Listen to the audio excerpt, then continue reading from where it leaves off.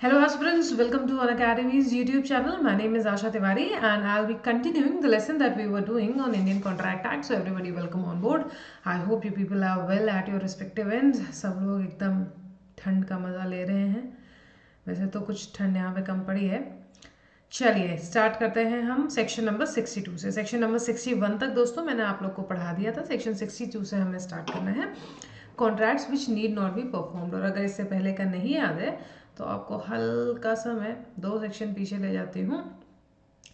और appropriation of payments की हम बात कर रहे थे सेक्शन नंबर 59 की. एक सेकेंड, हाँ 58 तक हो गया था.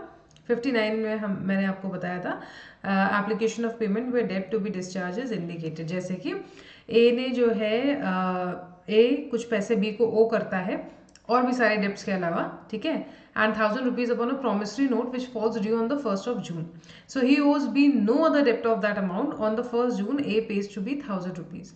The payment to be applied to the discharge of promissory note. जैसे कि मान लीजिए कि कोई भी डेप्ट है और डेप्ट को एक्सप्रेसली जो है नहीं बताया गया है कि कहाँ पे क्या करना है, तो जो भी उस अमाउंट का मिलता जुलता हो उससे आप उस डेप्ट को हटवा सकते हैं. अगर आपको याद हो तो ऐसे मैंने आपको एग्जांपल्स दिए थे. सेक्शन 60 पे मैंने आपको बताया था कि जहाँ पे जो है डेप्ट डिस्चार्ज इंडिकेटेड नहीं होता है तो वहाँ पे क्रेडिटर जो है वो अपना डिस्क्रिप्शन लगा सकता है. उसको जो ठीक लगे उसमें से वो उसको कम कर सकता है डेप्ट को. और 61 कहता है कि जहाँ पे दोनों ही पार्टीज को नहीं पता कि कैसे होता है वहाँ पे ऑर्डर इन टाइम के हिसाब से होता है. तो ये था आपका 59, 60 और 61. अब हम आ जाते हैं contracts which need not be perform. तो इसका सेक्शन 62 जो है वो सबसे पहला सेक्शन है. सेक्शन 62 कहता है इफेक्ट ऑफ नोवेशन, रिसीशन और ऑल्टरेशन ऑफ कॉन्ट्रैक्ट. नोवेशन का मतलब है किसी भी प्रकार से चीज को नया कर देना, बदल देना, दूसरा ला देना. रेसिशन और ऑल्टरेशन का मतलब आपको पता ही है कि किसी जो टर्म्स हैं उनको ऑल्टर कर देना, कॉन्ट्रैक्ट वही रहेगा, चीज़ें थोड़ी सी बदल जाएंगी.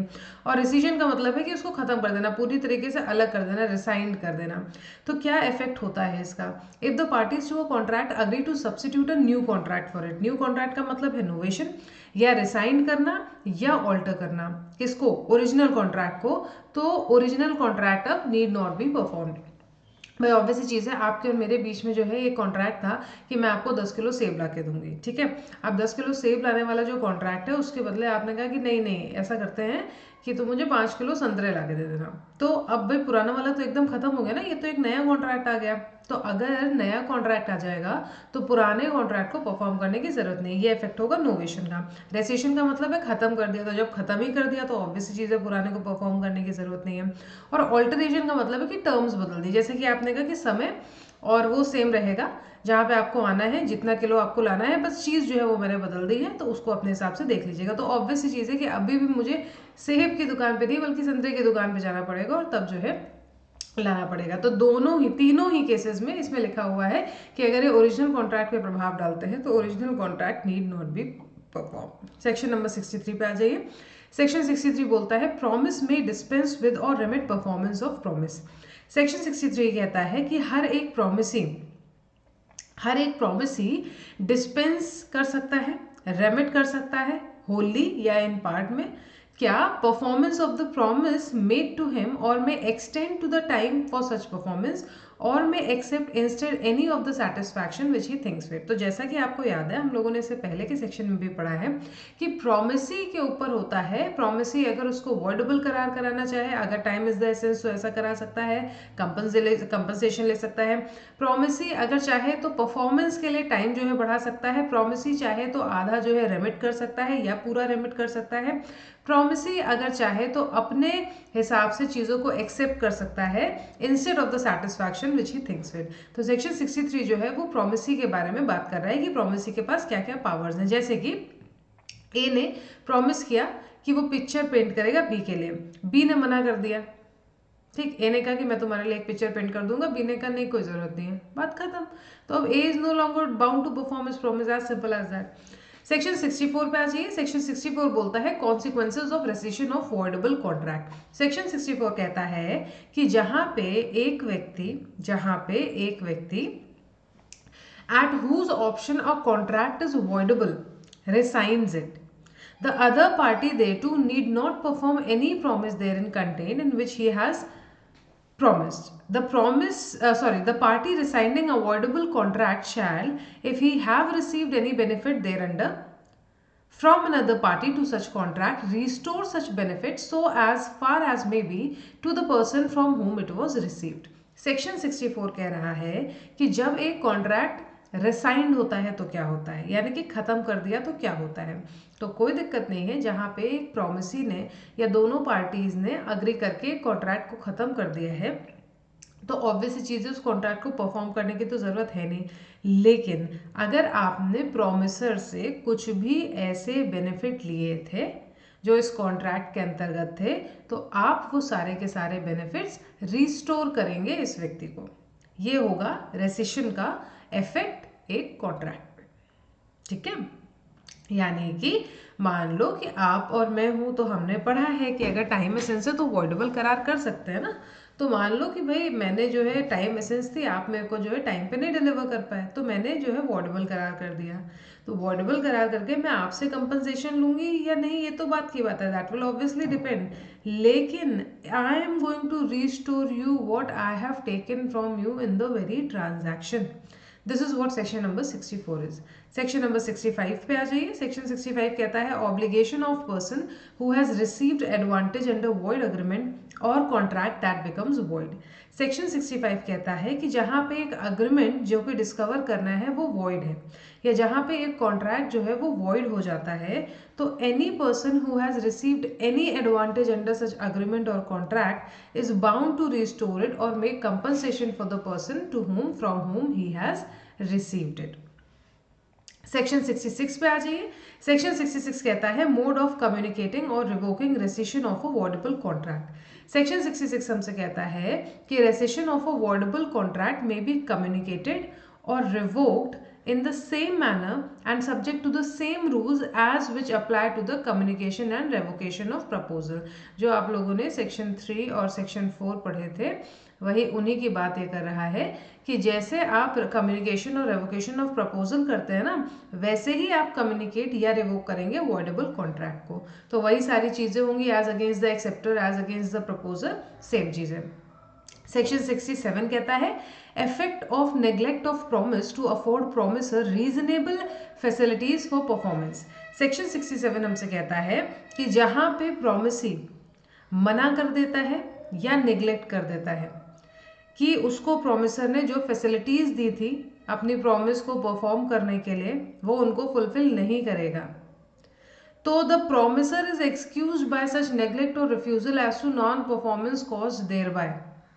जैसे कि ए ने कॉन्ट्रैक्ट किया बी से कि वो बी का घर रिपेयर करेगा, बी ने निग्लेक्ट कर दिया, सॉरी ए ने बी के साथ कॉन्ट्रैक्ट किया हाँ कि टू रिपेयर बीज हाउस। ठीक है, ए ने बी से कहा कि चलो ठीक है कॉन्ट्रैक्ट कर लेते हैं, मैं तुम्हारे घर को रिपेयर कर दूंगा।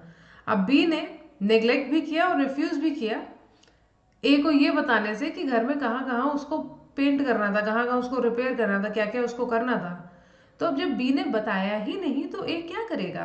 इसीलिए लिखा है कि अगर प्रोमिसी खुद नहीं बता रहा है, नेग्लेक्ट कर रहा है, रिफ्यूज कर रहा है तो प्रोमिसर फिर नॉन परफॉर्मेंस के लिए लायबल नहीं है।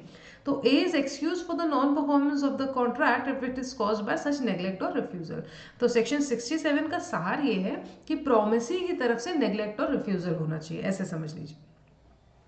ठीक, अब हमारे हैं चैप्टर नंबर 5 पे। चैप्टर नंबर 5 बात करता है certain relations resembling those created by the contract. Section number 68 पे आ जाइए। सेक्शन 68 कहता है claim for necessary supply to person incapable of contracting या ऑन हिज अकाउंट। या देखिए सेक्शन 68 बोलता है 68 और 69, पहले 68 समझ लीजिए। 68 ये कहता है कि जहां पे एक व्यक्ति जो कि इनकेपेबल है किसी कॉन्ट्रैक्ट में एंटर करने के लिए, ठीक, उसको एक व्यक्ति किसी भी प्रकार से सपोर्ट करता है यानी कि उसके बिहाफ पे सारा काम करता है या उसके लिए काम कर देता है।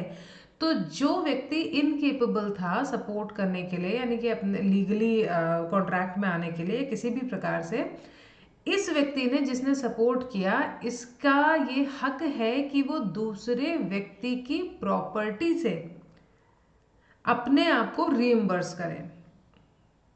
जैसे कि ए जो है वो बी एक ल्यूनेटिक व्यक्ति है, उसको जो है उसकी ज़िंदगी जीने के लिए जो जो चीज़ें ज़रूरी हैं उनको प्रोवाइड करता है, रोटी कपड़ा मकान जो भी चीज़ें ज़रूरी हैं।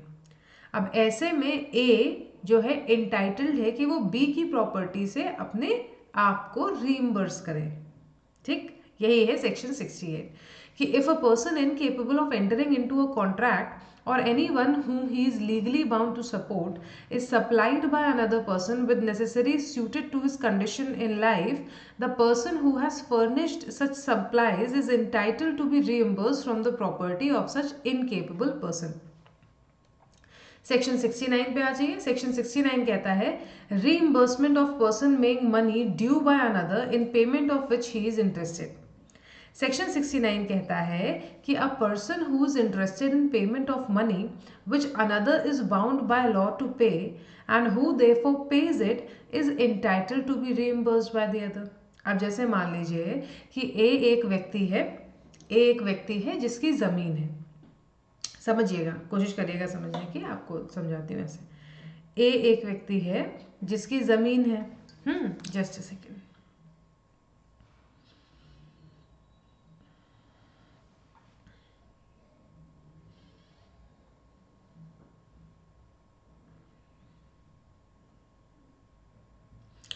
एक व्यक्ति है जिसकी ज़मीन है, हाँ, और बी जो है उस ज़मीन पे किराएदार की भूमिका में रह रहा है। ठीक है, किराए पे उसने ए की ज़मीन पे अपना घर लिया है। अब ए की जो ज़मीन है वो ज़मीन ऐसी है जिसका कर जो है ए जो है वो देता है सी को, और ए की जो ज़मीन थी वो किसी प्रकार से मान लो कि जैसे गवर्नमेंट को जो है वो कर देता है। ठीक है, और बी ने उसी ज़मीन पे अपना थोड़ा सा हिस्सा जो है ले रखा है, उसी में वो रहता गाता है। अब बी को पता चला कि जो है ए ने सी को पैसे नहीं दिए हैं, तो सी जो है वो पूरी प्रॉपर्टी हड़प लेगा। सी जो है वो पूरी प्रॉपर्टी ले लेगा ए की। तो भाई ए को तो कुछ नहीं जा रहा है, लेकिन बी तो वहीं रहता है ना, तो बी कहाँ भागेगा। तो बी ने ये सोचा कि चलो ए नहीं दे पा रहा है, मैं ही ए की जगह पे सी को जो है पैसे दे देता। तो बी ने क्या किया, बी ने जो अमाउंट ड्यू था वो सी को दे दिया। तो अब ए जो है व्यक्ति जिसकी ज़मीन थी, जिस पे बी मकान लेके रह रहा था किराए पे, A is liable to reimburse B for the amount that B has given to C. ये है आपका सेक्शन नंबर 69 कि एक व्यक्ति जो कि इंटरेस्टेड है इन पेमेंट ऑफ मनी, तो बी यहाँ पे इंटरेस्टेड था इन पेमेंट ऑफ मनी कि वो सी को जाए। ठीक है, पेमेंट ऑफ मनी कौन सा, विच अनदर इज बाउंड टू पे। तो अनदर कौन, ए को यहाँ करना था, लेकिन बी इंटरेस्टेड था क्योंकि उसका अपना इसमें जो है स्वार्थ निहित था कि भाई हटा दिया तो हम कहाँ जाएंगे। And who therefore pays it is entitled to be reimbursed by the other. ये था सेक्शन नंबर 69। सेक्शन नंबर 70 पे आ जाइए। सेक्शन नंबर 70 जो है वो कहता है obligation of person enjoying benefit of non gratuitous act. Section 70 कहता है कि जहाँ पे एक व्यक्ति लॉफुली कुछ करता है किसी और व्यक्ति के लिए, या उसको डिलीवर करता है कुछ इस इंटेंशन से नहीं कि वो ग्रेटिशियसली कर रहा है, बल्कि and such other person enjoys the benefit thereof, तो latter is bound to make compensation to the former in respect of or restore the thing so done or delivered. अब जैसे मान लो कि आपको जो है आपके दोस्त ने चॉकलेट पकड़ा दी, उसने कहा कि भाई ये चॉकलेट जो है ज़रा देखना, थोड़ी देर मैं आ रहा हूँ। आपने देखा कि यार 10 मिनट हो गए आया नहीं है, चलो मैं ही खा लेता हूँ, क्या पता चलना है। अब वो आया और उसने देखा कि आपने जो है उसकी चॉकलेट आप गप कर गए, तो now you are going to give him another chocolate ना।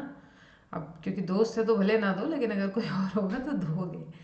तो यही कहता है सेक्शन 70 कि अगर आपने किसी व्यक्ति की चीज़ों को अपना समझते हुए, ये जानते कि वो आपका नहीं है, यूटिलाइज किया है, तो आप उसको या तो पेमेंट देंगे या रिस्टोर करेंगे। सेक्शन 71 पे आते हैं responsibility of finder of goods. ये है इंपॉर्टेंट सेक्शन।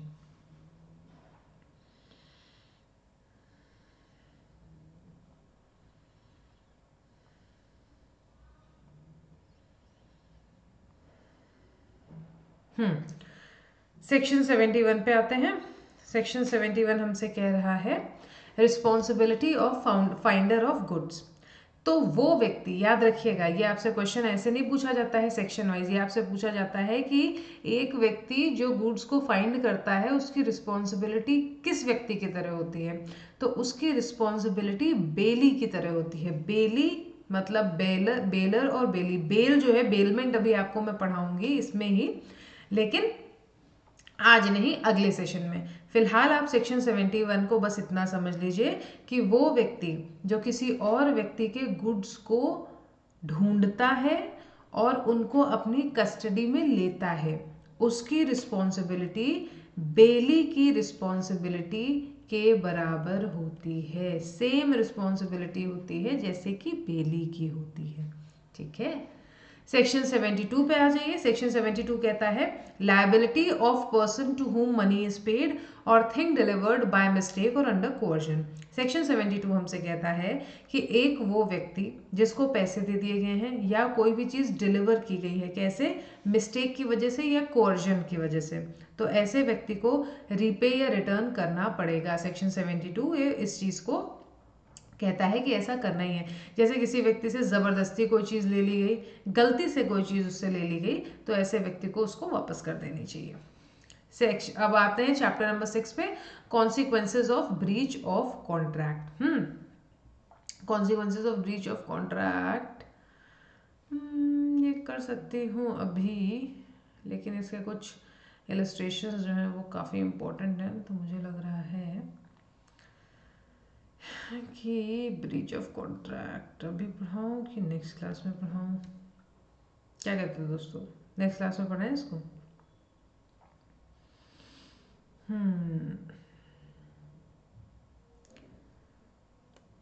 कि ख़त्म ही कर देते हैं, मुझे लगता है चैप्टर 6 ख़त्म कर देते हैं। चैप्टर 7 तो अपना रिपील्ड है ना, और उसके बाद सीधे इंडेमनिटी और गारंटी का चैप्टर आ जाएगा। चलो इसको खत्म कर देते हैं, ठीक है। चैप्टर 6 आ जाता है, consequences of breach of contract. तो जैसा ही नाम पता चल रहा है कि अगर एक कॉन्ट्रैक्ट है और उस कॉन्ट्रैक्ट का ब्रीच हुआ है तो फिर क्या क्या चीज़ें हो सकती हैं, इसके बारे में आपको बताया गया है। सेक्शन 73 कहता है कि जहाँ पे ब्रीच ऑफ कॉन्ट्रैक्ट हुआ है वहाँ पे आप कंपनसेट करोगे या जो डैमेज हुआ है उसके लॉस को जो है किसी भी प्रकार से आप वापस करोगे या कंपनसेट करोगे। सेक्शन 73 कहता है कि एक कॉन्ट्रैक्ट हुआ था और वो कॉन्ट्रैक्ट तोड़ दिया गया, तो वो पार्टी जो इस कॉन्ट्रैक्ट के टूटने की वजह से सफर करती है, ठीक है, उस पार्टी से जिसने इस कॉन्ट्रैक्ट को तोड़ा है उससे लॉस या डैमेज कॉज हुआ है, उसको लॉस या डैमेज कॉज हुआ है, तो जिस पार्टी ने ऐसा लॉस या डैमेज किया है वो इसको कंपनसेट करेगा।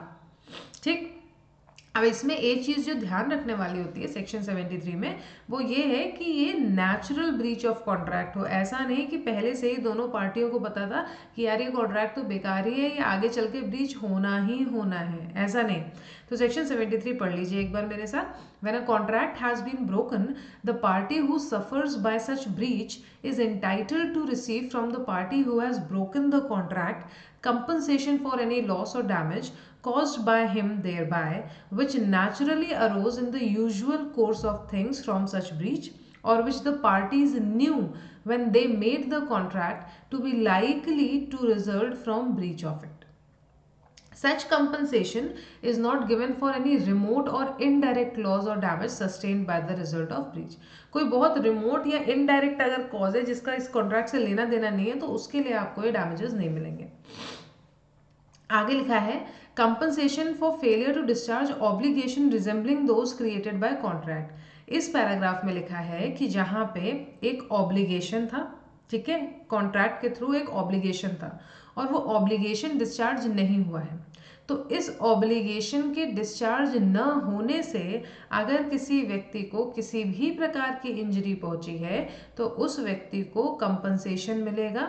और कंपनसेशन कैसा, the same compensation from the party in default as if such person has contracted to discharge it and has broken his contract. जैसे कि ए ने बी से कहा कि मैं तुम्हें 50 किलो चावल जो है दूंगा। ए ने बी से एक कॉन्ट्रैक्ट किया कि मैं तुम्हें 50 किलो चावल दूंगा और जब मैं तुम्हें 50 किलो चावल दे दूं तभी तुम मुझे पैसे देना। अब ए ने अपनी प्रॉमिस पूरी नहीं की तो बी इंटाइटल्ड है कि वो ए से पैसे ले उसी प्रकार से जैसा कि जब ए उसको 50 किलो चावल देता तब वो पैसे लेता। समझे?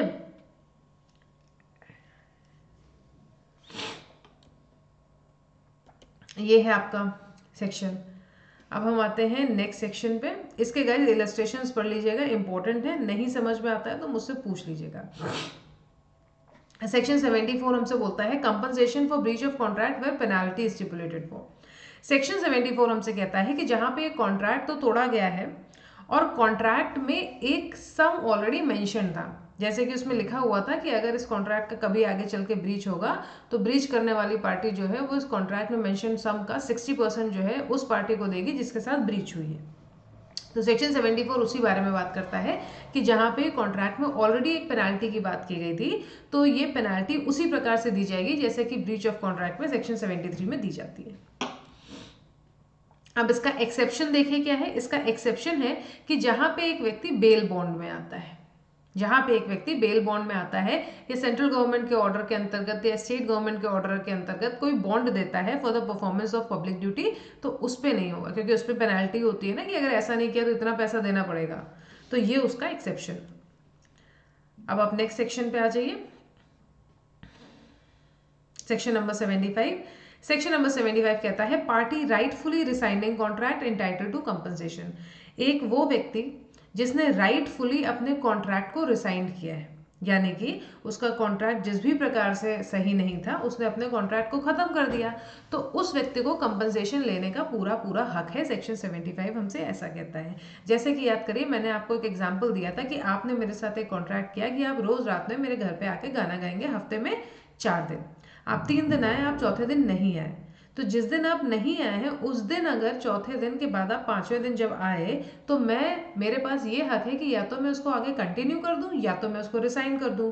सेक्शन 75 कहता है कि अगर आप जिस दिन 5वें दिन आए, मैंने आपको देखा और मैंने आपसे कहा कि भाई कॉन्ट्रैक्ट अब खत्म, अब हम आगे नहीं बढ़ पाएंगे क्योंकि मैंने कहा था कि हफ्ते में 4 दिन आना है, कल तुम नहीं आए, तो जब मैंने आपको 5वें दिन मना कर दिया कि अब आप आगे नहीं आएंगे, तो उसके बाद जो है जो भी मेरा कंपनसेशन होगा उस दिन का या जो भी मैं अपने डैमेजेस मांगूंगी वो एकदम राइटफुल डैमेजेस होंगे सेक्शन 75 के अंतर्गत। ऐसा नहीं हो सकता कि आप जो है 5वें दिन आए और मैं बोलूँ कि ओके ठीक है कोई दिक्कत नहीं है एंड उसके बाद 6ठे दिन मैं फिर आप पे केस कर दूँ। नहीं, either you accepted or you denied, you can not approbate and reprobate in the same time. Section number 75 guys, section number chapter number 7 जो सेल्स ऑफ गुड्स है, ये आपको पता ही होगा क्योंकि इसका सेल्स ऑफ गुड्स एक्ट जो है 1930 आ गया था इसके बाद, इसलिए यहाँ से हट गया था।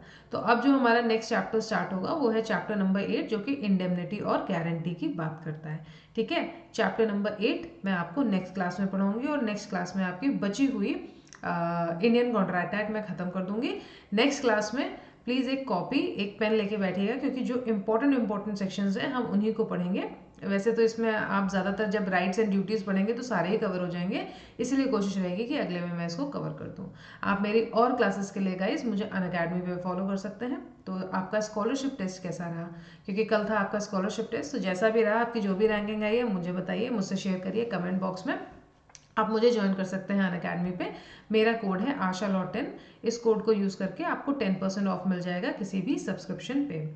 और आई होप सबने बढ़िया बढ़िया अपना जो है टेस्ट दिया हो, स्कॉलरशिप टेस्ट, और जो भी रैंकिंग आई है जैसा भी था मुझे बिल्कुल बताइए। गाइज बैचेस अनअकैडमी पे इस समय चल रहे हैं जिसमें सफलता 2.0 जो हमारा जुडिशरी बैच है, बिहार जुडिशरी बैच है, ये 12 जनवरी से स्टार्ट हुआ और 9 महीने की ड्यूरेशन का है। तो अगर अभी तक सब्सक्राइब नहीं किया है तो इसको सब्सक्राइब कर सकते हैं मेरा कोड यूज़ करके। वैसे ही Karnataka state judiciary comprehensive batch है, 5 जनवरी से स्टार्ट हुआ था, 6 महीने की ड्यूरेशन का है, ये कन्नड़ और इंग्लिश भाषा में है। इसमें आपको अपर्णा मैम और बीवी स्वाति मैम जो है पढ़ाती हैं, तो आप इसमें भी मेरा कोड यूज़ कर सकते हैं। एक और कोड है मेरा आशा लाइव, जैसे कि मेरा नाम आशा है ना और मैं आपके साथ लाइव हूँ, तो ये भी कोड है, आप इसको भी यूज़ कर सकते हैं, ज़्यादा ईजी है और आपको याद भी हो जाएगा। तो प्रारंभ हमारा 18 मंथ जुडिशरी फाउंडेशन बैच सारे स्टेट जुडिशरी एग्जाम्स के लिए, और ये 27 दिसंबर से स्टार्ट हुआ था, 18 महीने की ड्यूरेशन का है and you can subscribe now to avail more exciting offers. Rapid revision for UP and Chhattisgarh judiciary हमारा 20 दिसंबर से स्टार्ट हुआ था, 3 महीने की ड्यूरेशन का है, you can obviously subscribe now. इसमें आपको Tansukh sir, Anup sir, Sonu sir, Surya Prakash sir और सिद्धार्थ सर जो है पढ़ाते हैं। रिवैम्प टेस्ट सीरीज के लिए आप स्कैन कर सकते हैं इस QR कोड को और अपने आप को बैच में एनरोल कर सकते हैं, और इसमें आपको previous year questions and mock test papers मिलते हैं, प्लस लर्नर्स के लिए मेंस टेस्ट इवैल्यूएशन मिलती है और आइकॉनिक वालों के लिए judgment writing and local laws भी मिलते हैं। टेस्ट सीरीज का कैलेंडर जनवरी 2023 के लिए आपकी स्क्रीन पे है guys. Major laws, case laws, current affairs, prelims previous year questions, prelims full length mock test, mains test series, local law series, mains full length mock test और judgment writing test. तो कितने सारे test आप लोगों को मिल रहे हैं देखिए जनवरी में। अच्छा, ये है अनअकैडमी का सब्सक्रिप्शन प्लान। तो ये है प्लस और आइकॉनिक वालों के लिए। तो अगर आप इसमें से सब्सक्राइब नहीं भी कर रहे हैं तो आप ऐसा मत सोचिएगा कि आप लोग अनअकैडमी को ज्वाइन नहीं कर सकते हैं। अपने जो आपका फ़ोन है उसमें प्ले स्टोर में जाके अनअकैडमी की ऐप को डाउनलोड करिए। डाउनलोड करने के बाद अपने आप को रजिस्टर करिए, ठीक है। वहाँ तक कुछ नहीं करना है आपको। उसके बाद सर्च ऑप्शन में जाके मेरे को सर्च कर लीजिएगा। मेरा नाम है आशा तिवारी, ASHATIWARI। जैसे आप मेरे को सर्च करेंगे मेरी आपको प्रोफाइल मिल जाएगी। उसमें आप जाएंगे स्पेशल क्लासेस में, ठीक है। स्पेशल क्लासेस हर एजुकेटर की मिलेंगी आपको, जितने अनअकैडमी पे एजुकेटर्स हैं। और ये जो स्पेशल क्लासेस है ना, ये फ्री ऑफ कॉस्ट क्लासेस है, यानी कि ये आपको फ्री क्लासेस मिलती हैं और ये बहुत बढ़िया क्लासेस होती हैं। तो एक बार करके देखिए। आप जैसे ही फ्री क्लासेस करेंगे आपको समझ में आ जाएगा कि आपको प्लस और आइकॉनिक क्यों लेना है। तो फ्री में आप क्लासेस देख सकते हैं और फ्री का ही मैं आपको बार बार कोड बता रही हूँ, आशा लाइव। एक बार फ्री क्लासेस देखिए, समझ में आए तब आप प्लस और आइकॉनिक पे जा सकते हैं, जो आपके स्क्रीन के ऊपर है। 6 महीने, 12 महीने, 18 महीने, 24 महीने। तो बताइएगा मुझे ये करके। अच्छा, आर्टिकुलेट हमारा इनिशिएटिव है अनअकैडमी का, जो मंथली करंट अफेयर्स है। ये अभी कमिंग सून प्रोजेक्ट है, जैसे ही आएगा मैं आपको इत्तला कर दूंगी। यूट्यूब पे हम अवेलेबल हैं जुडिशरी प्रिपरेशन विद अनअकैडमी के नाम से, अनअकैडमी जुडिशरी और जुडिशरी वर्ल्ड के नाम से। और टेलीग्राम पे हम अवेलेबल हैं Unacademy judiciary PCSJ judiciary world और लिंकिंग लॉज के नाम से। आप जो है मेरे को ज्वाइन कर सकते हैं मेरे टेलीग्राम ग्रुप पे, जो आपको सबटाइटल्स में मिल जाएगा। तो आज के लिए इतना ही दोस्तों। Thank you so much for joining. Keep on laughing, living, living and also studying. I will be seeing you in the next class and उसमें हम इंडियन कॉन्ट्रैक्ट एक्ट खत्म कर देंगे। Thank you so much everybody. Bye bye, good morning and have a nice day ahead.